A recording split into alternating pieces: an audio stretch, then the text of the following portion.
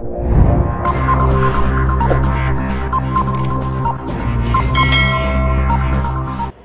বন্ধুরা, আসসালামু আলাইকুম। নতুন একটা ভিডিও নিয়ে চলে এসেছি আবারও। সেটা হচ্ছে আমি এখন আপনাদের বানিয়ে দেখাবো আইস ট্রি। তো আমি দুইটা লিপটন নিছি। লিপটনের মধ্যে অনেকক্ষণ গরম পানি দিয়ে যেই রংটা করে নিছি, চাটা বানিয়ে নিছি। আর ভিতরে এখনই আমি বরফ দিলাম।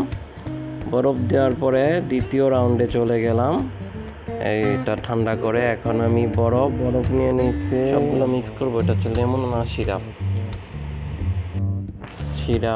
এটা হচ্ছে পেস্ট সিরাপ, এর আগেরটা হচ্ছে লেমন আনা সিরাপ।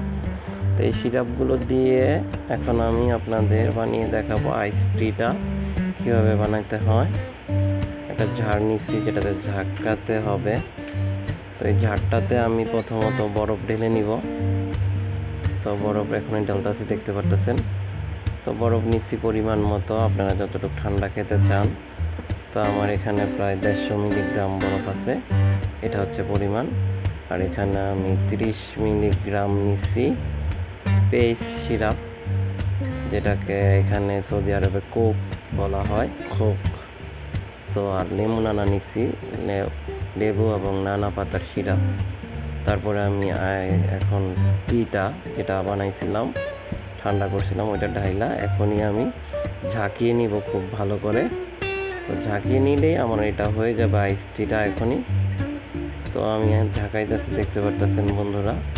ঝাঁকানো শেষ হয়ে গেছে। এখনই আমি আইস টিটা পরিবেশন করব এবং আমি নিজেই একটু প্রাণ করে দেখবো যে আসলে কেমন হয়েছে, আপনাদেরও দেখাবো। তো এই ভিডিওটা যদি ভালো লেগে থাকে অবশ্যই লাইক, শেয়ার এবং কমেন্টস করবেন।